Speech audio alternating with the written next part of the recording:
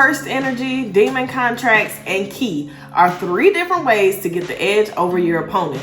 They also go from the hardest to understand to the easiest. Well, at least just to me. Many anime, especially the popular shonen types, have power systems. Some of them are simple and straightforward, like quirks equals superhuman abilities. Others are far more complex, like nin, a learned technique to manipulate life energy or aura. Today, I'm going to be breaking down 3 from shows that I think a newbie should definitely check out. Now, to be fair, there are lots of power systems, and I would love to talk about all of them. However, many of them are used in shows that I talk about very frequently. My Hero Academia, Yu Yu Hakusho, Hunter x Hunter, Fate, Sailor Moon, etc. So I have to switch it up from time to time, and this is also a good opportunity to explain one of the more puzzling and complicated systems like cursed energy and their manifestations and domain expansions, and I know y'all cannot wait for that. So if you've ever been confused by anything, ever, like anything at all, hit that like button. And in the spirit of confusion, I'm actually going to start off with the easiest power system, ki. You thought I was going to start with cursed energy, huh? Confuse the enemy. In all fairness, there's actually a reason I'm going to start with ki, and that's because it's the least like the other 2.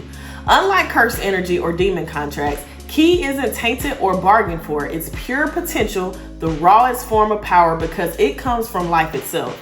That's what makes it the perfect entry point. Now, ki is the main power system in the Dragon Ball franchise, and everybody hears that and they go straight to Z. But today, let's focus on how it was used in the OG Dragon Ball when young Goku was learning how to use it.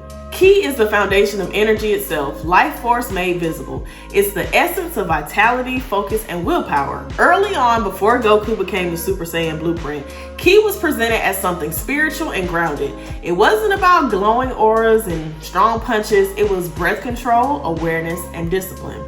In the original Dragon Ball, Master Roshi teaches Goku that ki comes from within, not rage or mutation. You strengthen it through balance, mind, body, and spirit aligning towards a single purpose. Over time, that focus evolves from the calm of a martial artist into the explosive power of a warrior god, but the principle never changes.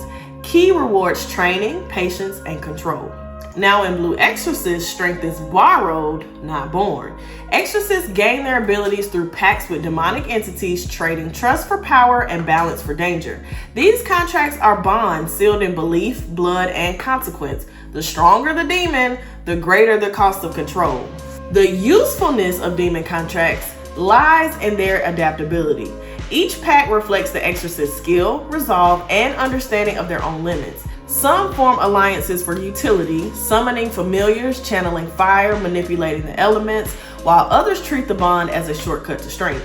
But every advantage comes with a disadvantage. It's a power system built on risk and reciprocity, where survival depends on how well you can command something that isn't entirely yours. Every exorcist is playing tug of war with temptation. To win, they have to understand their demons without becoming it. Your power becomes more about surviving the deal you made to use them. The most complicated, in my opinion, of the 3 is cursed energy and Jujutsu Kaisen. Every human reeks of negativity, be it fear, regret, anger, whatever. In this world, those emotions fuel curses. Now, sorcerers don't try to get rid of it, they master it. Power born from bad vibes and control. Raw cursed energy is unstable and violent. It only becomes useful once it's refined through technique and discipline. At its peak, a sorcerer can create a domain expansion, a closed space shaped entirely by their cursed technique and understanding of self.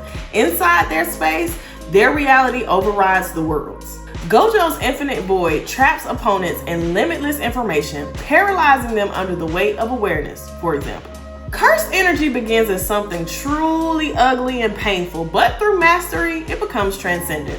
If you had to live in one of these worlds, which system would you choose? And more importantly, do you think you'd actually survive it? Power systems like these tell you more about the world than the characters.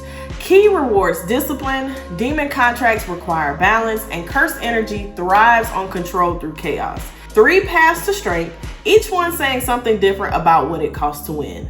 Power is never free though. There's always a price. If you're new to anime or just looking for something new to watch, I'm building out an entire series just for you. So go check that out and don't forget to subscribe. When one arc ends, another one begins. See you next time.